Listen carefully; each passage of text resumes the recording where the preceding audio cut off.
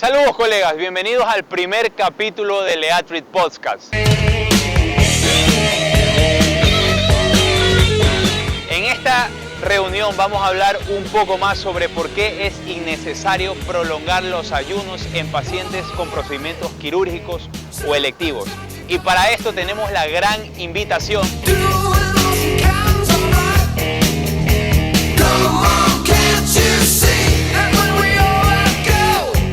Teófilo.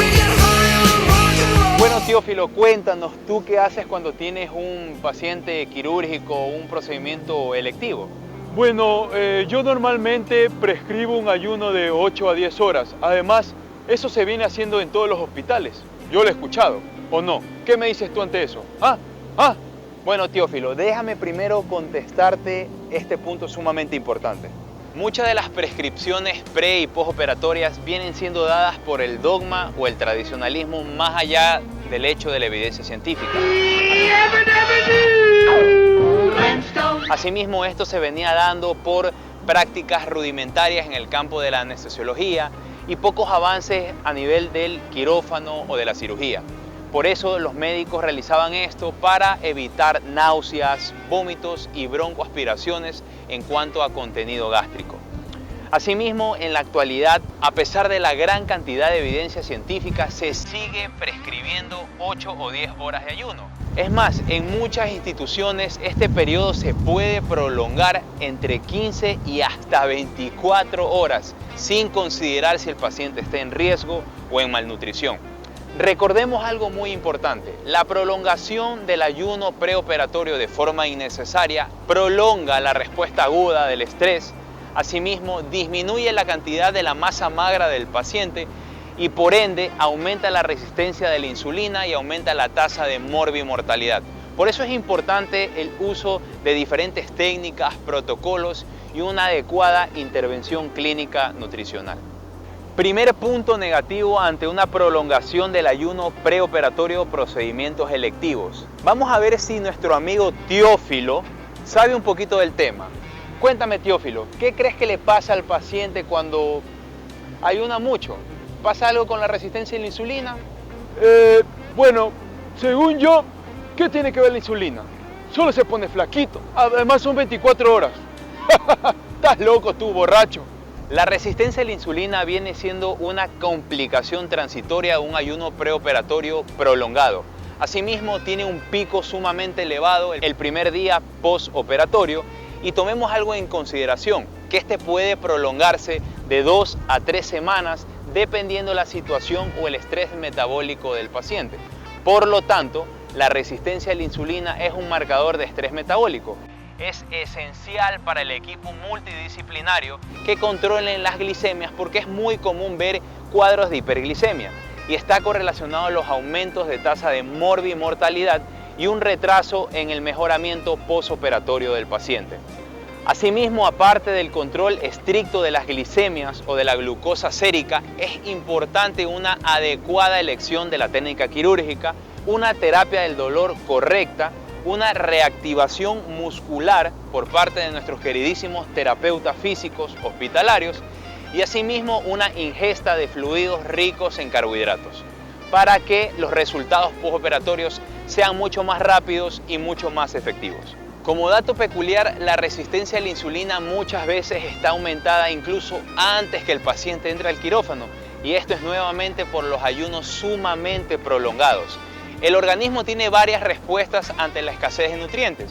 Una de ellas es la producción endógena de glucosa en un rango de 2 miligramos por kilogramo de peso corporal por minuto.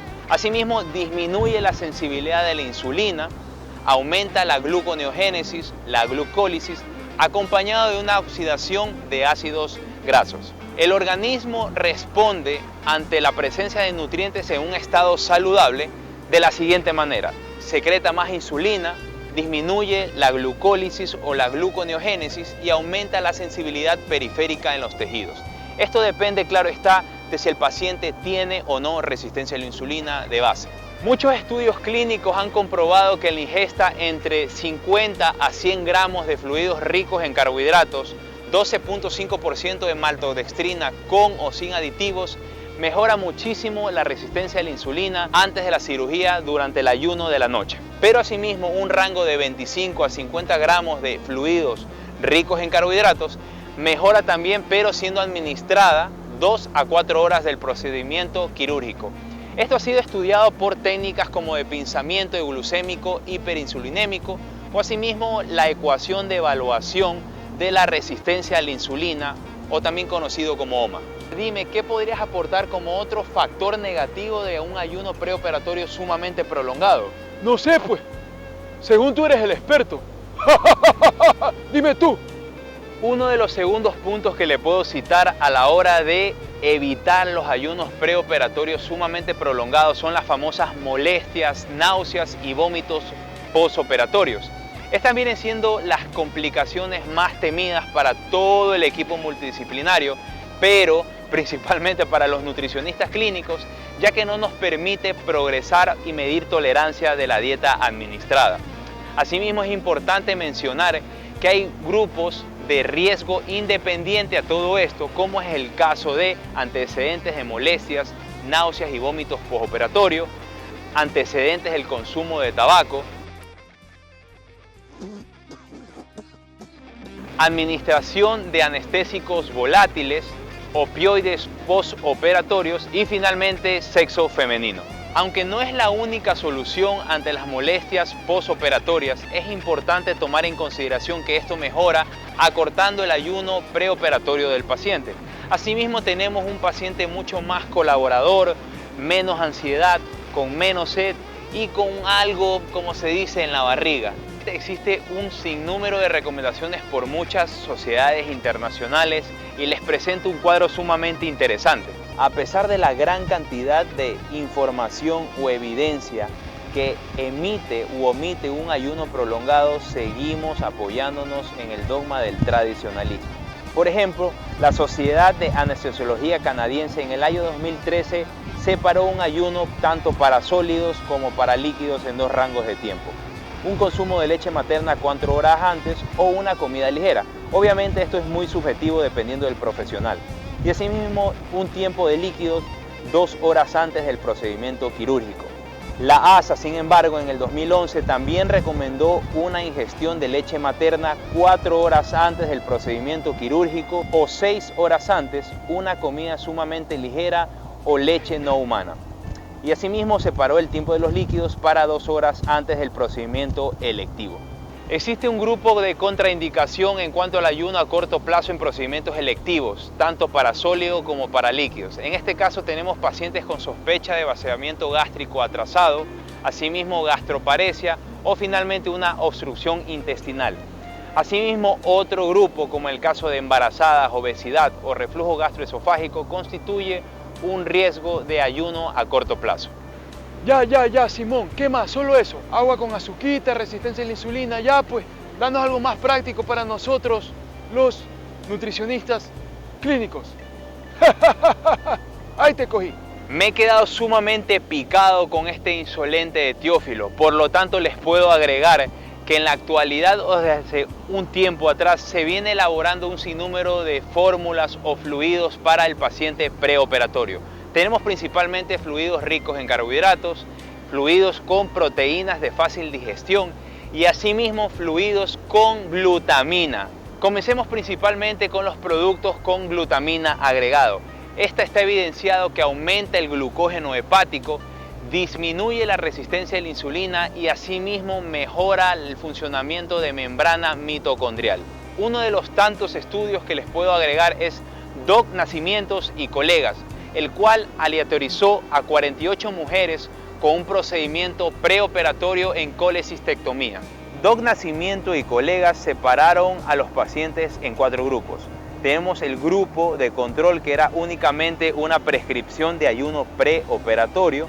Tenemos el grupo de placebo, al cual se le administró únicamente agua, el grupo CHO o el grupo de maltodextrina y finalmente el grupo de GLN o maltodextrina y glutamina. Como podemos ver en el siguiente gráfico, se observó que la resistencia a la insulina mejoraba notablemente en el grupo al cual se le administró glutamina y maltodextrina, mientras que en el grupo de control, únicamente ayuno preoperatorio, tenían los niveles de resistencia a la insulina sumamente elevados. Asimismo, observemos en este siguiente gráfico que el radio de albúmina PCR está sumamente aumentado en el grupo de control, mientras que en el grupo de carbohidratos y glutamina es sumamente notable su disminución. El grupo de glutamina fue el único grupo sin un aumento de suero de interleuquina 6 a lo largo del tiempo, junto con un nivel significativo de glutatión sérico posoperatorio en comparación con el grupo de control. De todas maneras, se sigue insistiendo en una mayor cantidad de estudios para el aumento de la evidencia en cuanto a los productos o fórmulas con maltodextrina y glutamina administrados en pacientes quirúrgicos o con procedimientos electivos. En cuanto a productos para pacientes preoperatorios o con procedimientos electivos, en cuanto a las proteínas, tenemos una gran cantidad de evidencia que avala el hecho de que las proteínas son muy fácilmente administradas, digeridas por el intestino delgado, en contraparte de la caseína, y asimismo es una fuente rica en aminoácidos esenciales, ramificados, y asimismo fuente importante de cisteína para la síntesis de glutatión, un antioxidante sumamente potente en situaciones estresantes o críticas a nivel hospitalario. Estos productos en proteínas de fácil digestión pueden ser administrados 2 o 3 horas antes según las guías internacionales. Asimismo, constituyen una opción en fuentes ligeras de comidas líquidas o sólidas. Ya, pues, brother, concluye. A ver, da la conclusión, rápido, mueve. ¡Aguanta, brother! No seas apurado. Ante el creciente cuerpo de evidencia científica, cada vez es más seguro administrar 2 o 3 horas antes del procedimiento quirúrgico fluidos ricos en carbohidratos o evitar estos ayunos preoperatorios innecesarios. Entonces, Teófilo, como conclusión podemos decirles al público queridísimo que nos está observando que es más fácil definitivamente una prescripción de un ayuno de medianoche que educar al paciente y al personal del Instituto de Salud o multidisciplinario de los grandes beneficios de evitar este ayuno sumamente prolongado. ¡Saludos, colegas!